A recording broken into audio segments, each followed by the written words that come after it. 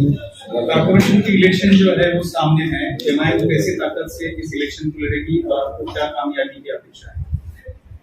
हमारे पास कंसिस्टेंटली हमारे संगठन पर, हमारे ऑर्गेनाइजेशन पर पूरी तरीके से काम चल रहा है और उसका रिव्यू भी आज दिए है और पूरा हमारे संगठन के ऑर्गेनाइजेशन के तंजीम के जो जिम्मेदार लोग हैं, प्रेसिडेंट है, जनरल सेक्रेटरी, उनसे हम डिटेल में बात किए और कैसा इलेक्शन में हम तैयारी आगे बढ़ेंगे, कैंडिडेट्स का सिलेक्शन में है और लोगों का काम कैसा हो रहा है, तो सब पे माइन्यूट तरीके से बातचीत हुई और हमको उम्मीद है कि इंशाअल्लाह ताला जब कभी भी महाराष्ट्र में ये इलेक्शन होंगे, एमआईएम पार्टी का बहुत अच्छा परफॉर्मेंस है। मुस्लिम आरक्षण के लिए जो आप ये रैली निकालने जा रहे हैं, तो मुस्लिम आरक्षण की आपकी कैसे डिमांड है? बजट में 5% की मांग करने वाले हैं, तादाद बड़ी है, इसलिए उसकी भी कोई परसेंटेज की बढ़ाने की मांग है। देखिए, इम्तियाज साहब तो पूरा आपको डिटेल में बोल दिए हैं, मगर जो मुसलमानों का रिजर्वेशन है वो सिर्फ मुसलमान का नहीं बल्कि मुसलमानों में जो 50 कास्ट है, 50 ऑड कास्ट है, उनको रिजर्वेशन मिला, मुस्लिम को नहीं। और उनका सोशल एजुकेशनल बैकवर्डनेस प्रूव हो चुका है महमूद रहमान कमेटी की रिपोर्ट से, और दूसरा जो एनएसएसओ का डेटा है जिसको हाईकोर्ट ने माना है। हाईकोर्ट ने कहा कि हाँ, ये महाराष्ट्र के मुस्लिम में जो इतनी कास्ट है वो सोशली एजुकेशनली बैकवर्ड है और उनको एजुकेशन में रिजर्वेशन मिल सकता है। वो एम्प्लॉयमेंट के खिलाफ नहीं थे, मगर क्योंकि एम्प्लॉयमेंट की सीलिंग 50% ऑलरेडी क्रॉस हो चुकी थी, इसलिए कोर्ट ने कहा कि एजुकेशन में दे सकते। दूसरी बात यह है कि जब पार्लियामेंट में शिवसेना, एनसीपी और आपके कांग्रेस के एमपीज ने महाराष्ट्र के जो ओबीसी का जो बिल आया था पार्लियामेंट में, उसमें उन्होंने सिर्फ मराठा रिजर्वेशन की बात की। हम उनको याद दिलाना चाह रहे कि आप जब मराठा की बात कर रहे, जिसको सुप्रीम कोर्ट ने उनके सोशल एजुकेशनल बैकवर्डनेस को सुप्रीम कोर्ट ने एक्सेप्ट नहीं किया, नंबर 1 पॉइंट, बल्कि महाराष्ट्र के मुसलमानों का वो कास्ट का social educational backwardness high court ने एक्सेप्ट किया। तो अब उनको ये बताना चाहिए, ये जो सरकार है उनको बताना चाहिए कि जब एक कम्युनिटी के इतनी कास्ट का सोशल एजुकेशनल बैकवर्डनेस एक्सेप्ट हो गया, जिनको इंसाफ का तकाजा ये है कि उनको रिजर्वेशन मिलना चाहिए। और ये बात सारी दुनिया को मालूम कि महाराष्ट्र में मुसलमानों का जो कास्ट है उनका लिटरेसी रेट, उनका ड्रॉप आउट रेट, उनका ग्रेजुएशन में रेट, ये सबसे कम है। दलित के बाद उनका नंबर आता है, तो उनको तो मिलना चाहिए। आप सिर्फ मुसलमानों से वोट लेंगे मगर उनको अपलिफ्ट नहीं करेंगे, उनसे इंसाफ नहीं करेंगे। एजुकेशन में अगर कोई कम्युनिटी उठ जाएंगी तो वो खुद एक बहुत बड़ा एम्पावरमेंट होगा। जो मौजूदा सरकार है वो कंप्लीटली महाराष्ट्र के मुस्लिम्स के एम्पावरमेंट के लिए काम नहीं कर रही। और एक अहम बात यह है कि आपको याद होगा कि जब महाराष्ट्र के विधानसभा के चुनाव चल रहे थे तो उस वक्त एमआईएम पार्टी पर एनसीपी और कांग्रेस ये कहकर वोट ले रहे थे कि मजलिस को वोट मत दो, असदुद्दीन ओवैसी या इम्तियाज जलील या एमआईएम के लीडर्स की बात में मत आओ, वरना अगर तुम वोट दोगे तो शिवसेना और बीजेपी को फायदा होगा। चुनाव होने के बाद अचानक ये तीनों मिलकर एक दूसरे से शादी कर लेते, निकाह कर लेते। ये कौन सा सेकुलरिज्म है? ये कौन सा सेकुलरिज्म है? आप तो महाराष्ट्र की जनता को धोखा दिए, स्पेशली महाराष्ट्र के मुसलमानों को धोखा दिया। आप मुझे मेरा डर दिलाकर एमआईएम का खौफ दिलाकर आपने वोट तो बटोर लिया, मगर जाकर झोली में डाल दिया शिवसेना की। तो ये इनकी हिपोक्रेसी है। मगर आज हम जो डिसाइड करें इसका डिसाइड करें, और 27 तारीख की मीटिंग होगी नवंबर में इंशाल्लाह। मगर एमआईएम पार्टी ये सरकार से इमीडिएटली डिमांड करती है कि महाराष्ट्र के मुस्लिम्स को रिजर्वेशन जो हाई कोर्ट ने क्लियर कर दिया उसको दिया जाए, इमीडिएटली दिया जाए उसको आपको रोकने की जरूरत नहीं है। अगर आप सच्चे हैं, अगर आप सिंसियर हैं अपनी बात में, तो इसको इम्प्लीमेंट करिए। और ये होना चाहिए, ये जस्टिस का एक सवाल है और हम देखेंगे। सर, जैसा कि अपना महाराष्ट्र में आपने मुसलमानों के अपना आवाज उठाई, उसका खैर मकदम है, लेकिन तेलंगाना में ही 12.5% रिजर्वेशन का ऐलान। तेलंगाना में अभी जो हमारे रिजर्वेशन तेलंगाना मिल रहा है वो सुप्रीम कोर्ट का स्टे पे मिल रहा है, और हमारी असेंबली में हमने रेजोल्यूशन भी पास किया है, गवर्नमेंट ऑफ इंडिया को भेजाया है कि 50% कोटे को ब्रीच करवा। ये बात मैंने पार्लियामेंट में भी कही थी कि 50% जो कोटा जो सुप्रीम कोर्ट बोल रहा है उसको सेंट्रल गवर्नमेंट एक लॉ बनाए, उसको ब्रीच करे। और हमारा डिमांड ये है कि पूरे देश में, पूरे मुल्क में जो आबादी का 50% हिस्सा है उनको आप 27% दे रहे, और जो 10% है उनको आप 20% दे रहे। तो ये नरेंद्र मोदी की गवर्नमेंट के लिए भी पार्लियामेंट में डिमांड किया कि आप 50% का जो है उसको ब्रीच करिए, लॉ लेकर आइए आप, क्योंकि आपके पास आज मुल्क में, देश में एम्पिरिकल डेटा है जो इस बात को बता देगा कि अदर बैकवर्ड कास्ट भी इसको डिजर्व करते हैं। मगर मुस्लिम आरक्षण का मसला है कि ऑलरेडी हाईकोर्ट क्लियर कर चुका है उसको।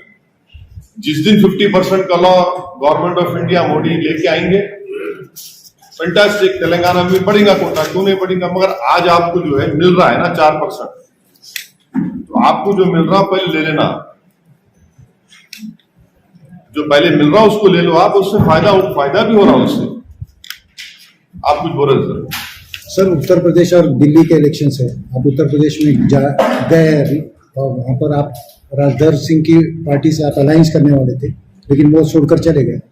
अब जो आपके सामने यहाँ पर भी, जैसा कांग्रेस ने और एनसीपी ने यहाँ पर प्रोपेगेंडा करी कि अगर आपको वोट देते हैं तो बीजेपी आ जाएंगे, वहां पर भी यही मामले चल रहे हैं। आप ये देखिए ना कि आज मेरे को बहुत मजा आ रहा, मैं बैठ के बोलते हैं, इंग्लिश में क्या बोलते हैं, पॉपकॉर्न मोमेंट बोलते हैं।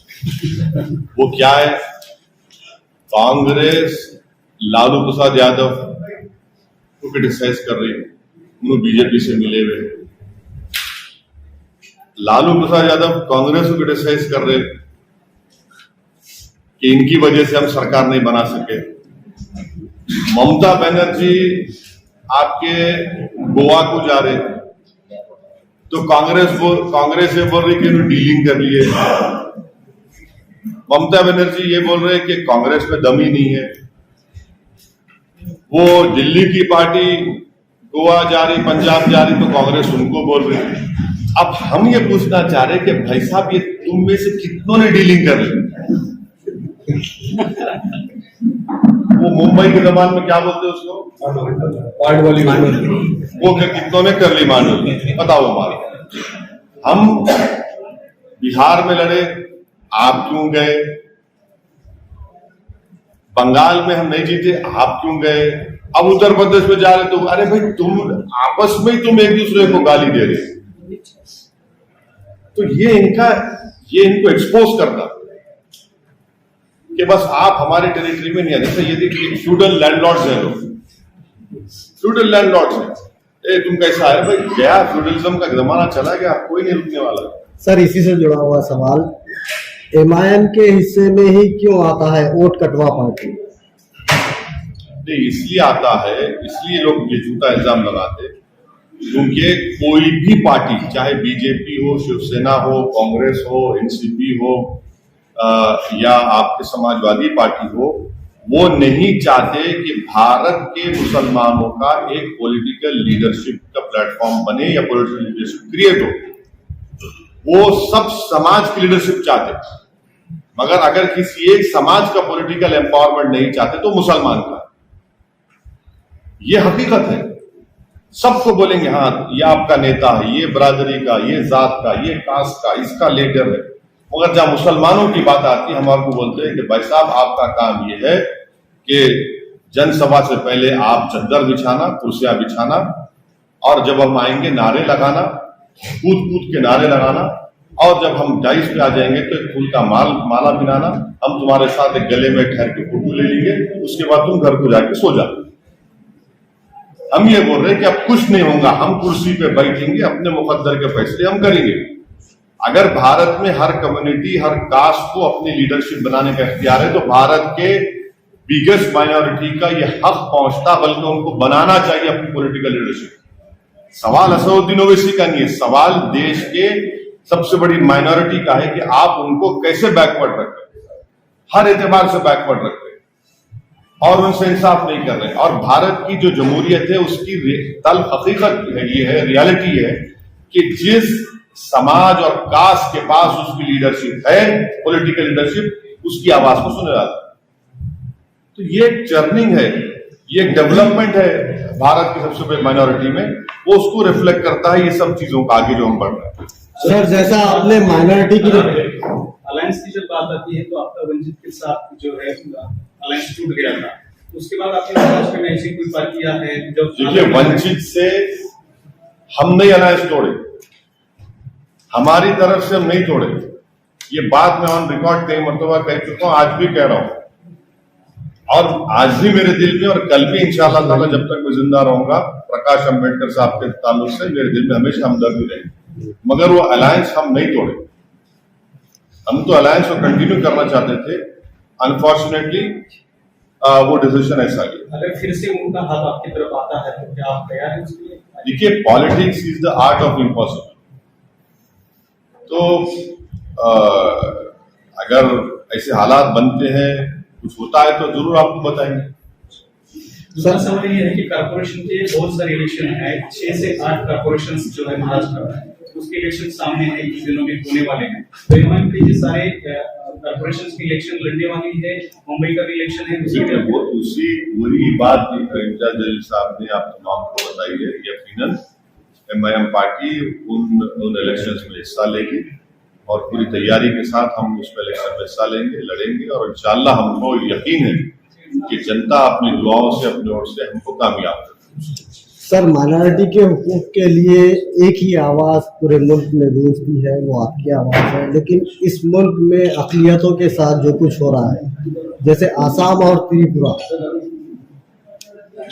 नहीं देखिए त्रिपुरा में जो कुछ हो रहा है वो बीजेपी गवर्नमेंट की नाकामी और उनके सपोर्ट से वो तमाम गुंडे लोग मस्जिदों को टारगेट किए, मस्जिदों को नुकसान भी पहुंचाए, मस्जिदों को जलाए भी।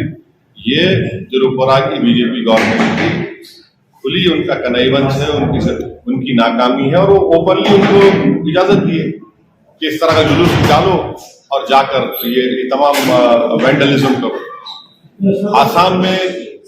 आसाम में बीजेपी की सरकार है, वहां पर तो आप देखें कि एक आदमी जो जिसको पुलिस ने गोली मार दी, उसकी लाश के ऊपर एक फोटोग्राफर जो गवर्नमेंट का उसको कूद रहा है। आप ये भी देख लिए कि उत्तर प्रदेश में एक गुप्ता साहब है जिनको गोरखपुर की पुलिस ने पुलिस कस्टडी में उनके डॉक्टर से डेथ हो गया। तो उत्तर प्रदेश के चीफ मिनिस्टर और समाजवादी के अखिलेश यादव उस पीड़ित परिवार घर चले गए। हम भी कंडेम किए गुप्ता साहब के डेथ को, गवर्नमेंट से 50 लाख दिए और समाजवादी से 21 लाख का चेक दिया। वही उन्नाव में एक फैसल नाम का बच्चा है, तरकारी बेचने वाला, 19 साल का भी नहीं है बच्चा, उसको पुलिस कस्टडी में मर गया। आज तक कोई नहीं आता पूछने उसको, कोई पूछता नहीं जाके उसको। ये सेलेक्टिव सिंपैथी जो है ना, ये बताता है कि मुसलमानों के ताल्लुक से कितनी हमदर्दी के दिल में है और दिमाग में। तो ये तो हो रहा है। आर्यन खान का जो मैटर अभी चल रहा है, अरे मेरे को क्यों पूछ रहे हो? मैं कोई ट्विंकल टिंकल लिटिल स्टार हूँ। हम क्या कम है क्या? ये हमारा सा मुफ्ती साहब हमारे बिगेस्ट स्टार है, फारूक शाह सुपर स्टार है, इम्तियाज जलील मेगा स्टार है। ये हमको कहा ले गया सर बांग्लादेश ने भी क्या अकलियत उससे क्या कर? सर जिस तरह से सेंट्रल की टीमें महाराष्ट्र में कारकर्दगी कर रही है, जैसा अरे मेरी एक बात सुनिए, ख्वाजा यूनुस की लाश अब तक नहीं मिली। कौन रोएगा ख्वाजा यूनुस के लिए?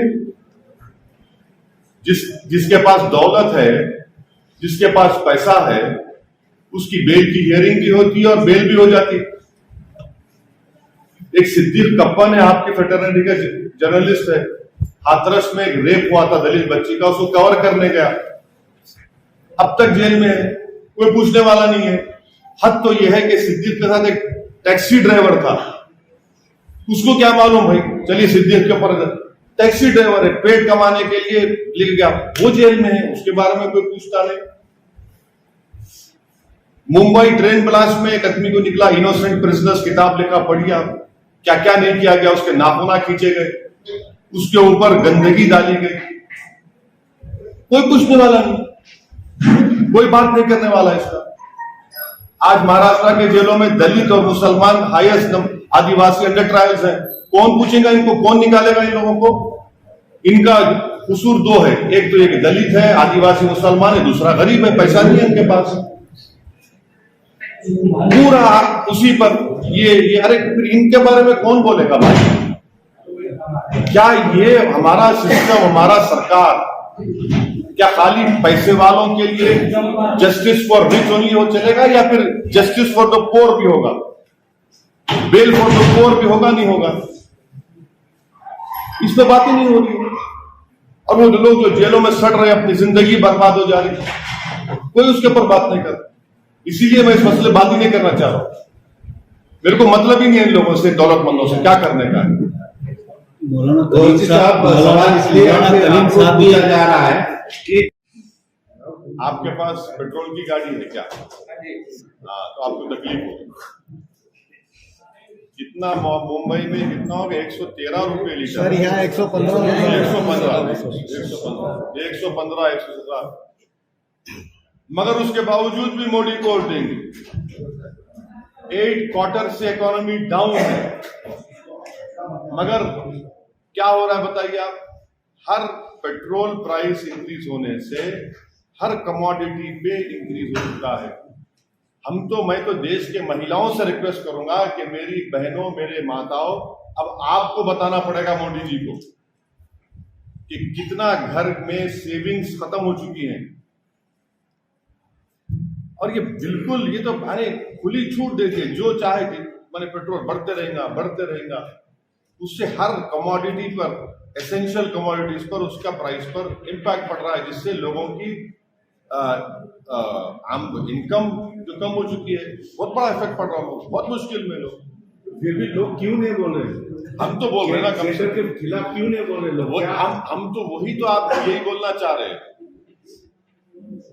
वही तो हम बताना चाह रहे हैं आपको कि नरेंद्र मोदी अगर जीत रहे हैं, बीजेपी अगर पूरे देश में जीत रही है, तो मेरी वजह से नहीं, कांग्रेस, एनसीपी, ये सो कॉल्ड सेक्युलर पार्टीज की वजह से बीजेपी जीत रही।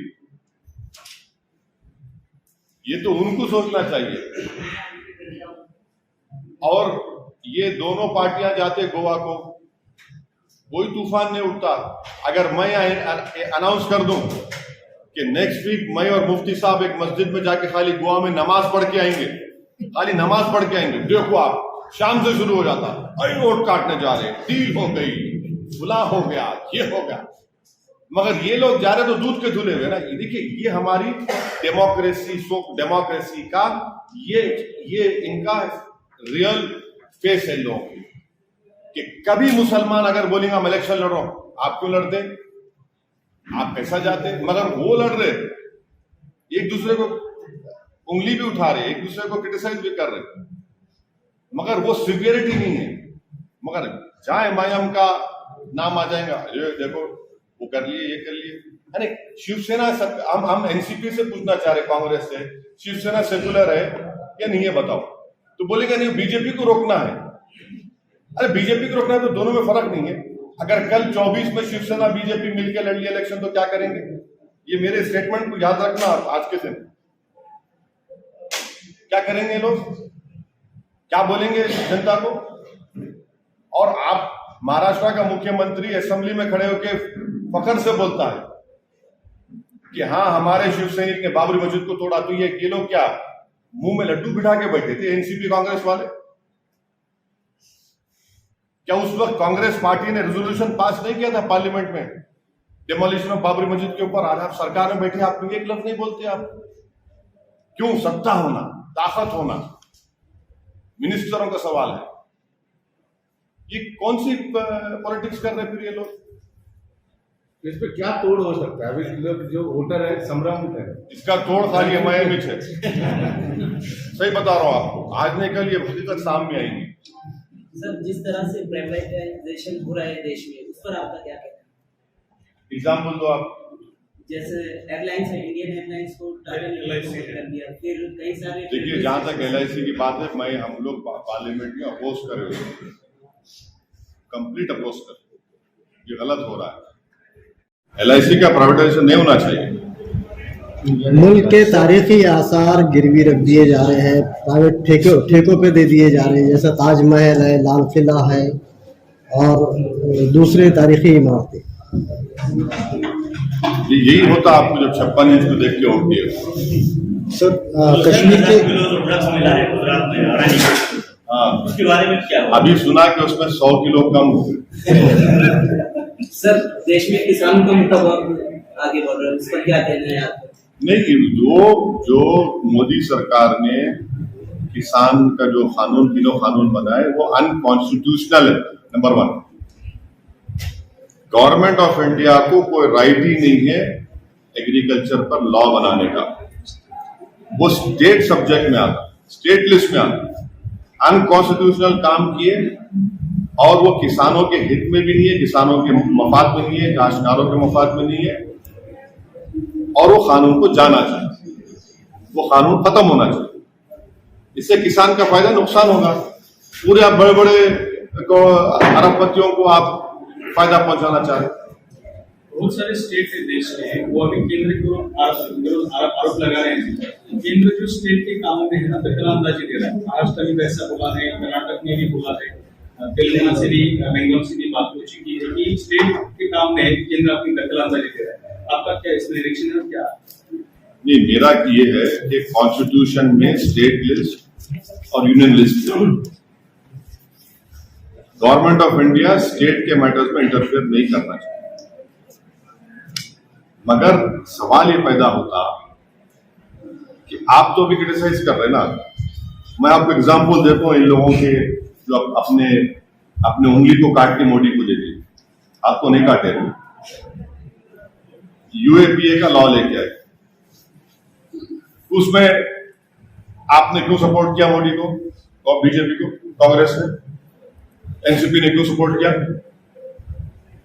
जब आपको ये नहीं मालूम था ये करेंगे। माने दिल्ली में बैठकर एक इंस्पेक्टर वो बोल देगा कि औरंगाबाद का एक्स आदमी टेररिस्ट है, बस खत्म, टेररिस्ट हो गया विदाउट इवन कोर्ट कन्विक्शन। आपने सपोर्ट क्या नहीं किया? बताओ आप। राइट टू इंफॉर्मेशन एक्ट में कमिश्नर्स का अपॉइंटमेंट, उनकी सब चीजें आपने क्यों सपोर्ट किया भाई? आप ही तो कर रहे हैं ना। आर्टिकल 370 का रिवोकेशन सब बाजा बजाए, बट हम बोल रहे हैं अनकॉन्स्टिट्यूशनल है। देखो वो पढ़ाई कर रहे हैं वो लोग। ऐसे कई एग्जाम्पल दे सकता हूं मैं आपको। बिगेस्ट एग्जाम्पल आपको दे रहा हूं, लॉकडाउन। गवर्नमेंट ऑफ इंडिया को कोई अख्तियार नहीं है लॉ एंड ऑर्डर सब्जेक्ट में। वहां दिल्ली से बैठ के मोदी जी बोले लॉकडाउन, उद्धव ठाकरे थाली बजा दिए, यस सर लगाओ लॉकडाउन। आप तय करना था कि महाराष्ट्र में, मुंबई में लॉकडाउन कब लगेगा। वो डिक्टेट करे वहां से नेशनल डिजास्टर एक्ट में। क्या नेशनल डिजास्टर एक्ट कॉन्स्टिट्यूशन से बड़ा है क्या? आप क्यों दिए उनको अख्तियार? आप क्यों सुने उनकी बात? वैसे सब स्टेट्स की है। आप मोदी की बात मानते जा रहे, मोदी बोला ठीक है चलो मित्रों हम साथ चलते हैं। आप दे रहे ना उनको राइट। पूरा लॉकडाउन में गवर्नमेंट ऑफ इंडिया कैसे तय करती थी? दिल्ली में बैठ के ऑफिसर कैसे तय करे कि मुंबई में लॉकडाउन कब होगा, हैदराबाद में कब होगा, लखनऊ में कब होगा? उसको क्या मालूम मुंबई में, हैदराबाद, लखनऊ में क्या है? वो उसको क्या मालूम कि वेस्टर्न महाराष्ट्र में कैसा लॉकडाउन करेंगे? उसको क्या मालूम मराठवाड़ा में कब करेंगे? आपने कर दिया, आपने इजाजत दी उनको। आप ही तो दे रहे ना मौका उनको। पॉलिटिकल सवाल मेरा ये है कि अभी आप ही बोले कि हिंदुत्ववादी के साथ कांग्रेस राष्ट्रवादी स्टेट में बैठे, ये सब उथल पुथल हो रहा है, तो एमआईएम क्या सोच रहा है? लास्ट टाइम वंचित बहुजन के साथ में थोड़ा सा आपका ये हो गया, लेकिन नेक्स्ट इलेक्शन आप क्या करने वाले? अरे कुछ भी बहुत पॉसिबिलिटीज ओपन है हमारे। किसी के साथ जाएगी? अरे बहुत पॉसिबिलिटीज ओपन है भाई। जब 24 के पार्लियामेंट के चुनाव आएंगे, क्या गारंटी है कि शिवसेना बीजेपी के साथ नहीं चले? उत्तर प्रदेश में तो उनके कदम पे एमआईएम बाद में कदम डालेगा? हाँ नहीं, हमारा रास्ता एक से सीधा है, जिसको हम उर्दू अरबी बोलते सिराते मुस्तकीम का रास्ता है, स्ट्रेट पाथ। वो ये लोगों का कैसा है, ये कभी नाली में गिर जाते, कभी खड्डे में गिरते, कभी ये पानी में, कभी बुरे पानी में, निकल के फिर साफ पानी में आ जाते। इनका प्रॉब्लम यही है। हम तो, हमारे लिए पूरे एवेन्यूज ओपन है, और जब विधानसभा के चुनाव आएंगे हम बताएंगे। तो प्रकाश आंबेडकर ने जो वंचित बहुजन आघाड़ी एक साथ की थी, उसका अच्छा परिणाम दिखा, लेकिन उसके सीट चिपके नहीं। ऐसा कुछ हो सकता है एमआईएम का? बिल्कुल हो सकता, नहीं हो सकता बोल के मैं डिनाई भी नहीं कर रहा हूं, मगर वो अलायंस एमआईएम की वजह से नहीं खत्म हुआ। हम तो आज भी और कल भी प्रकाश अम्बेडकर साहब की इज्जत करते रहेंगे, मगर वो अलायंस हमारी वजह से खत्म नहीं हुआ। तो पूरे स्टेट के कार्यकर्ता है, तो उनकी भी बात सुनी गई आज, तो क्या आप बोल रहे हैं आपके कार्यकर्ता? हमारे स्टेट के पूरे members, party president, district president, सब लोग अपनी पार्टी की कामयाबी के लिए पूरा कोशिश कर रहे हैं, और हमको बताए कि एमआईएम का परफॉर्मेंस अच्छा रहेगा। कैंडिडेट सिलेक्शन के बारे में हम उनसे बात करें, और बहुत सी चीजों के बारे में बात करें, कैसा कैंपेन हम करेंगे, क्या करेंगे, तो अच्छा है। उनके हौसले बड़े बुलंद हैं। तो पूरी सीट महाराष्ट्र में लड़े जाएंगे या कुछ नहीं? हाँ लड़ेंगे, क्यों नहीं लड़ेंगे, बिल्कुल लड़ेंगे। प्रकाश आंबेडकर आपके ऊपर एक आरोप लगाया था कि वंचित के लोग एमआईएम को वोट तो करते हैं, लेकिन एमआईएम के कार्यकर्ता है या मुस्लिम समाज है, वो वंचित को वोट नहीं करता, इसलिए वंचित की सीटें चुनकर नहीं आती, तो इसलिए वंचित का एमआईएम के साथ होना ये उनके लिए फायदेमंद है। ये ऐसी कोई बात नहीं है। अम्बेडकर साहब को, प्रकाश अम्बेडकर साहब को थोड़ा गलत फहमी, ऐसी कोई बात नहीं है। वो अगर ऐसा बात कर रहे हैं तो उनकी राय है, जो सच नहीं है, बिल्कुल सच नहीं। क्या उत्तर प्रदेश में दलित मुस्लिम होने दो? बोलो सर, यहाँ पर आपने पूरे महाराष्ट्र का जायजा लिया, कहीं पार्टी के अंदरूनी मामला ऐसे चल रहे हैं जहाँ पर एक दूसरे पे आरोप हो रहे हैं, कुछ नाराजियां हैं, आप तक आई है क्या, या फिर क्या कैसा वो करेंगे? क्योंकि हाल ही में एक प्रोग्राम बोला जाए तो औरंगाबाद में ऐसी कुछ दो पार्टियां नहीं, ऐसी कोई बात नहीं है। सब अंडर वन पार्टी लीडरशिप काम कर रहे हैं और काम करेंगे, और जिसको जो बात करना था हम बात कर लिए।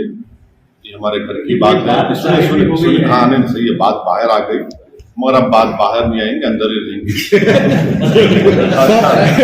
मिलाव जुलाव जमेगा, आपके साथ में है दोनों बेटे, उनका मिलाव जुलाव जमेगा। और एक बात और, आपने इनको कहा था ये बिल्कुल मिलाव जुलाव है, बात है और रहेगा, और इंशाअल्लाह ताला जो और अच्छे तरीके से मिलकर काम करेंगे, तो कोई बात नहीं। तो बात सही है, बात आई, मैं इनकार नहीं कर।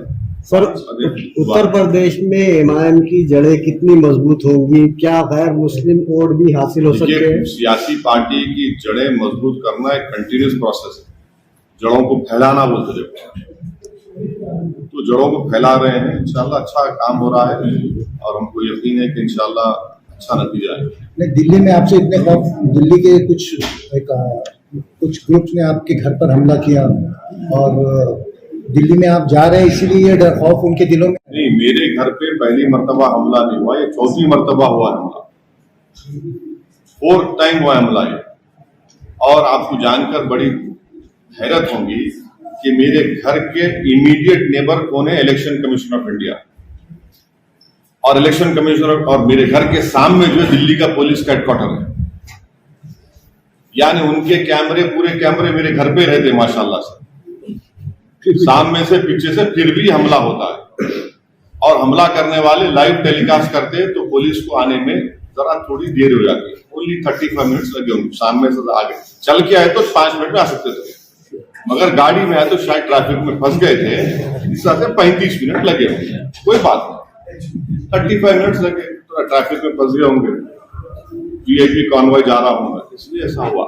सर, औरंगाबाद का नाम बदलने का औरंगाबाद का नाम बदलने का मसला जो है फिर एक बार चर्चा में आ रहा है, जो भी इलेक्शन के सामने का बार आता ही है। इस बार कुछ जीआरपी जो है वो औरंगाबाद की बजाय संभाजीनगर डाल रहे हैं। वो इम्तियाज साहब उस पर अच्छा बोलेंगे, ये साहब है। महाराष्ट्र में कुछ एमआईएम के कार्यकर्ता को गुने दाखिल हो रहे हैं, उसको बड़ी बात किया जा रहा है, ऐसे बहुत सी केसेस सुनने में आ रहे हैं, देखने में आ रहे हैं। हम अपने कार्यकर्ता के खिलाफ जो हो रहा है, हम उनके साथ खड़े हैं, उनको हम नहीं छोड़ने वाले हैं, उनके साथ ठहरेंगे, उनके परिवार के साथ ठहरेंगे। अगर ये हो रहा है, हम जो सही कह रहे हैं उसका कंडेम करके और पूरी लीगल सपोर्ट हम उनको देंगे। और इस तरह के हरकतों से एमआईएम पार्टी के कार्यकर्ता हो या जिम्मेदारों के हौसले पस्त नहीं होंगे, बल्कि हौसले बुलंद होंगे।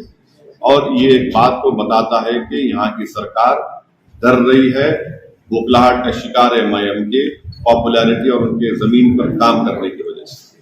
सर, जैसा पिछले 5 सालों से पहले दिया गया था और इसी हॉस्पिटल और स्कूल का अभी तक कुछ भी नहीं हुआ। होगा भी, ऐसा बात करके अकबर उस हिसाब से होगा। अच्छा ओसी साहब, 2019 में मोदी साहब की एक वेव थी, उनको सक्सेस मिला। अभी कुछ सर्वे बोल रहे कि मोदी की पॉपुलैरिटी जो है थोड़ी सी कम होती जा रही है। आप मतलब नेशनल का पॉलिटिक्स करते तो वहां से कैसा देखते हैं आप 2024 को? नहीं, मेरे को नहीं मालूम साहब, मेरे पास कोई थर्मामीटर नहीं है कि लगा के देख के बोलेगा। ना तो मैं सेफोलॉजिस्ट हूँ, मैं एक पॉलिटिशियन हूँ और अभी 2024 को टाइम है। मगर देश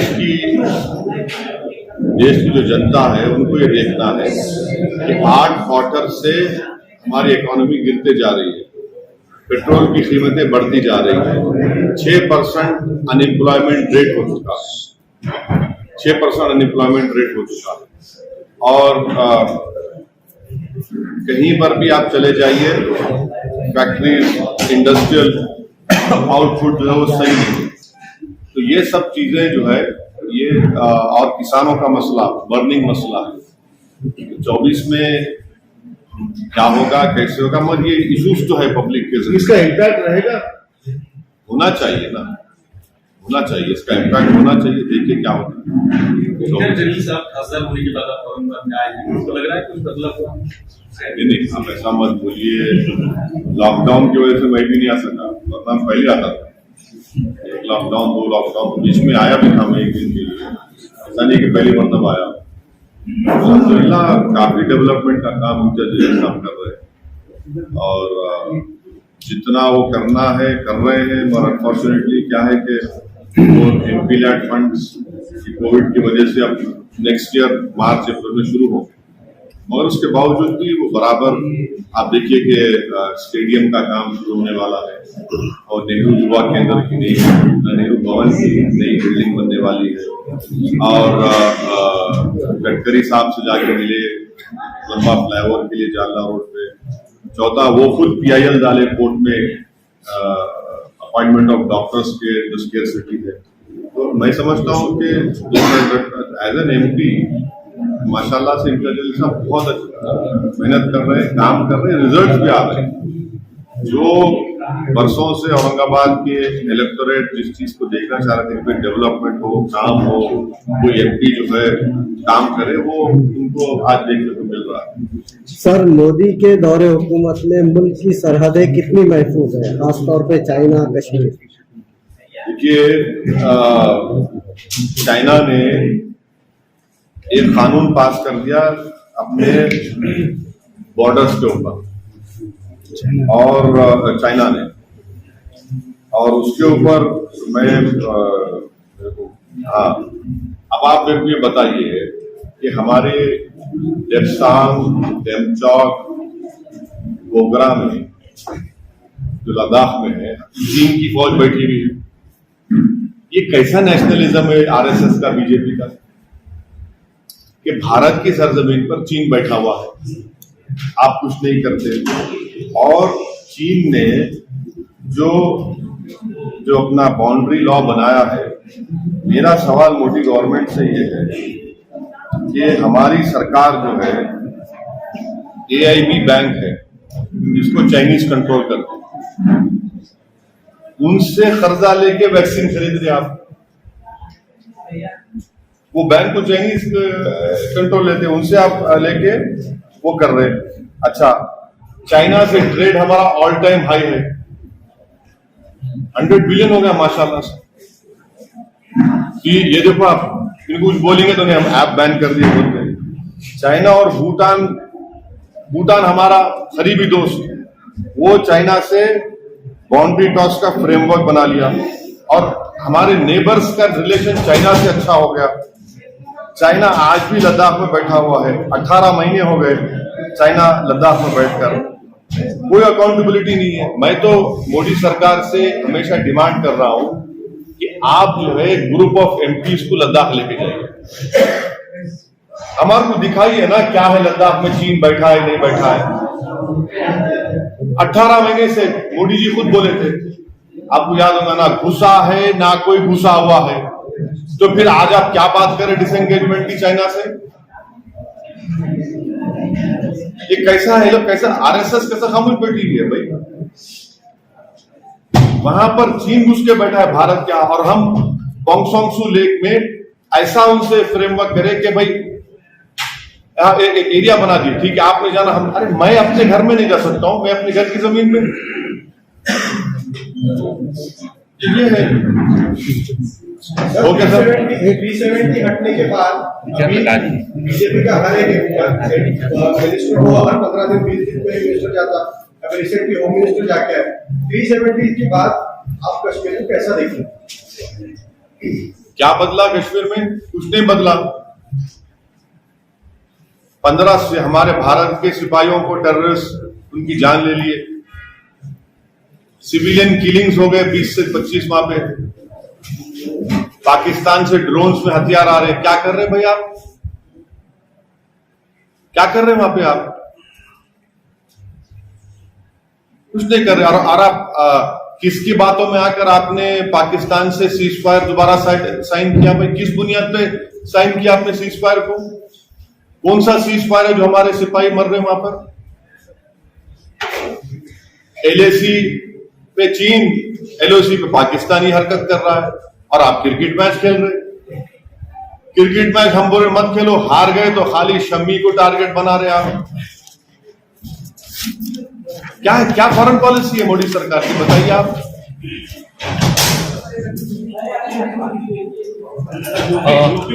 हुकूमत फिलहाल अभी देश विरोध की केस रोल बना रही है, बल्कि दिन ब दिन 10 में देखिए सुनिए, सुप्रीम कोर्ट का जजमेंट है कि सेडेशन का अगर किसी पे केस लगता तो वायलेंस होना जरूरी है।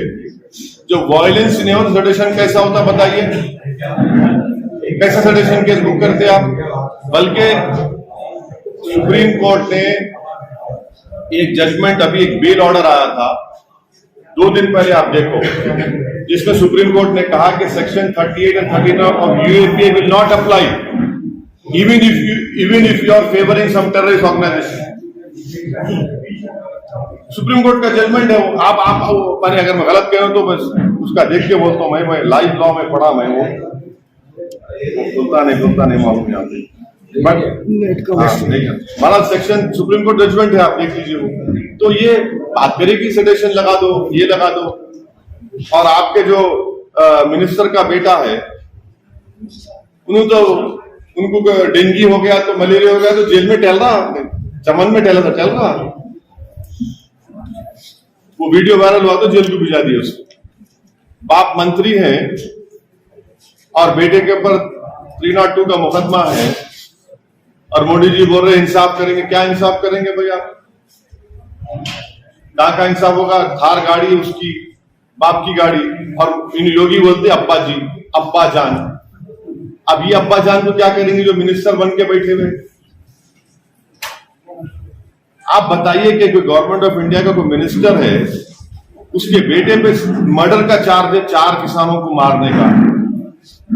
अरे मॉरली तो आप उसको रिजाइन कराओ, जब कोर्ट डिसाइड करता उसके बाद आप फैसला लो। मर नहीं दिखाना चाह रहे कि हम तुम्हारे साथ खड़े हुए, उसमें भी कास्टिज्म है, क्योंकि उनका ताल्लुक एक अपर कास्ट कम्युनिटी से। उनका वोट होना इलेक्शन के लिए तो डिस्टर्ब नहीं करेंगे, तो वो अब्बा जान के बेटे को बचा रहे। ये इनके पॉलिटिक्स है।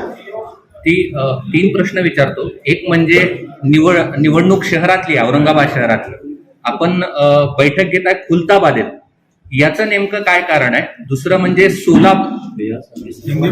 नहीं, खुलदाबाद में अच्छी जगह है ना, साफ सुथरी जगह है। काय कोई ऐतिहासिक वजह से यहाँ पर ले रहे? अरे मेरे भाई, हर चीज को आप ऐसा इतना माइक्रोस्कोप में मत लगा के देखो। दक्षिणी जबान वैसा नक्को देखो आप। और दूसरा, सोलापुर में कुछ आपके नगर सेवक जो है, 6 नगर सेवक जो राष्ट्रवादी के स्टेज पर दिखाई दिए हैं कुछ दिन पहले, तो कुछ कार्रवाई होने वाली है? और दूसरा और एक सवाल पूछता हूँ। सुनिए, चले गए क्या कर सकते? जान दो, जिसको जाना है जाओ, उन्होंने क्या करने का, हम जाएंगे सोलापुर को। और तीसरा, अभी 5 राज्यों के चुनाव आ रहे हैं, तो एमआईएम पार्टी इनमें से किन राज्यों में अपनी ताकत लगाकर लड़ेगी? यूपी में तो हम लड़ रहे हैं, यूपी में पूरी तैयारी कर रहे हैं और यूपी में अच्छा खासा हमारा काम भी। कितनी सीटें कुछ तो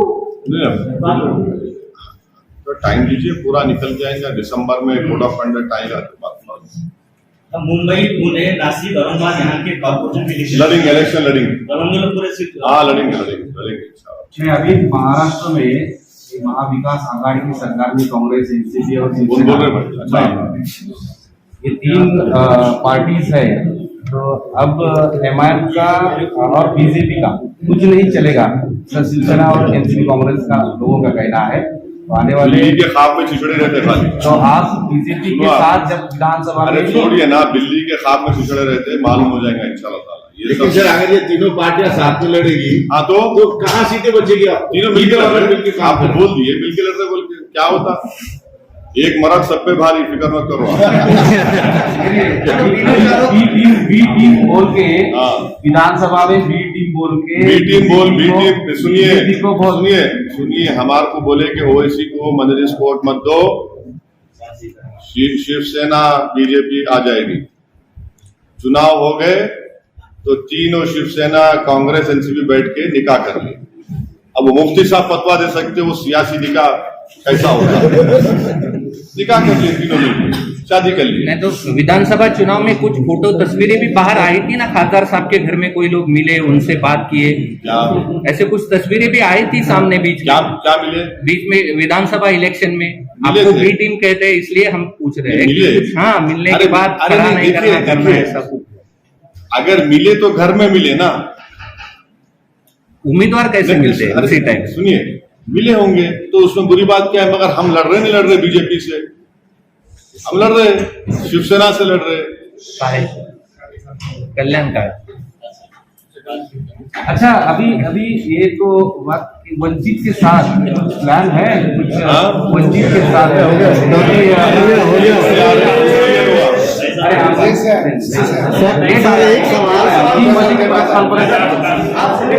सिलेक्टिव सिंपैथी की बात करते हैं आप, नाइंसाफी की बात करते हैं। हाँ, बिल्कुल करते हैं।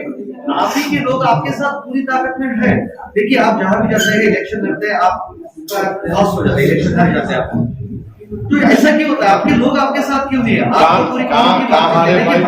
कहाँ हारे? उत्तर प्रदेश में कहाँ हारे? सर, कोलकाता में कहा, कोलकाता में कहा। अरे भाई, पहला इलेक्शन सुनिए, पहला इलेक्शन हारने को जरूरी है हारना। हारे ना, नेक्स्ट टाइम जीतेंगे। कितने 5 सीट लड़ा में, मगर कितना तूफान खड़ा कर दिया। सुनिए फिर आप पहली बार आए, जीते, बहुत सारी सीटें जीते। अंदर में पहली बार गए, पहली बार सोलापुर में पहली बार जीते। ये तो सही, अरे ये तो सही, इतना आप लंच नहीं करे होंगे, भूख लग रही होंगी, मालूम है जरा, तो मेरे को तो बोलने दीजिए, मेरे को भी भूख मिटाने दीजिए अपनी। हम 5 से खड़े नहीं जीते, कोई बात नहीं, मगर कितना तूफान खड़ा करे, ऐसा देखा कि आसमान सब गिरने वाला है। मगर वही ममता बनर्जी अब कांग्रेस के लोगों को ले रहे, वही कांग्रेस इनको बोल रही जो हमको बोलती थी, वही ममता बनर्जी कांग्रेस को बोल रही जो हमको बोलती थी। तो ये क्या डीलिंग हो गई इन लोगों की, ये क्या डीलिंग है बताइए। आसाम के कांग्रेस लीडर को ले लिए, क्या हुआ बताइए फिर। और गोवा में जाके ममता बनर्जी मीटिंग को एड्रेस कर रहे हैं, लालू प्रसाद यादव कांग्रेस के खिलाफ इलेक्शन लड़ रहे, वही बिहार में हम 19 सीट लड़े, 5 जीते, 9 पे लालू कांग्रेस जीते, 6 पे एनडीए जीता। इतना तूफान मचा है, अब दोनों लड़ रहे, तो क्या है भाई ये होली अलायंस है क्या ये? नहीं हम आप देखिए आपका आपके साथ है, आप मुसलमानों की बात करते हैं, कौम की बात देखिए आपको लोग आपके साथ नहीं आपकी गलतफहमी दूर कर दे रहा हूँ। आप क्यों से मुसलमान हो रहे, मेरे साथ दलित भी है, मेरे साथ आदिवासी भी है, मेरे साथ हर वो आदमी है जो इंसाफ को पसंद करता। क्यों नहीं है भाई, बिल्कुल है। और आप चेंज देखते जाएंगे और चेंज होगा इंशाल्लाह। माहौल टर्नआउट में नहीं दिखता, इसीलिए नहीं, अरे टर्न आउट में भी दिख रहा भाई। देखिए 21 साल के शिवसेना को एमपी को कौन हराए? कांग्रेस हराई, एनसीपी हराई, औरंगाबाद की जनता हरा दी उनको।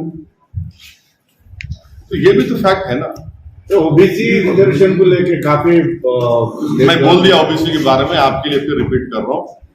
हम बीजेपी गवर्नमेंट को ये चैलेंज कर रहे हैं कि अगर उनको ओबीसी से मोहब्बत है तो 50% लिमिट को ब्रीच करिए और भारत के कॉन्स्टिट्यूशन में अमेंडमेंट करिए, बिल लेकर आइए पार्लियामेंट में, क्योंकि जो समाज का 50% है उसको 27% कैसा मिलेगा रिजर्वेशन? ये तो नाइंसाफी है ना। जो 10% है उनको आप 20% दे रहे, ये क्या बात है भाई? तो 50% लिमिट को ब्रीच करना और ओबीसी में सब कैटेगराइजेशन होना जरूरी है, सब कैटेगराइजेशन होना जरूरी है। अभी थर्ड अलायंस बीजेपी के खिलाफ खड़ा करना चाहते हैं लोग, मीटिंग भी कर रहे हैं, ममता जी है, शरद पवार है, बीच में मीटिंग भी हो रही है नेशनल लेवल पर। आपको कौन सा ऐसा चेहरा लगता है कि जो इन सब लोगों को इकट्ठा ला सकता है? किसके साथ जाना चाहिए, ऐसा कोई चेहरा आपको लगता है? अरे भाई, ममता बनर्जी कांग्रेस आजकल टक्कर में है, एक दूसरे को बोल रहे बी टीम, इनसे पैसे ले लिए, उनसे ले लिए। अब वो उन पे पूछ लो आप कौन सा चेहरा है, क्या है, मेरे को नहीं मालूम।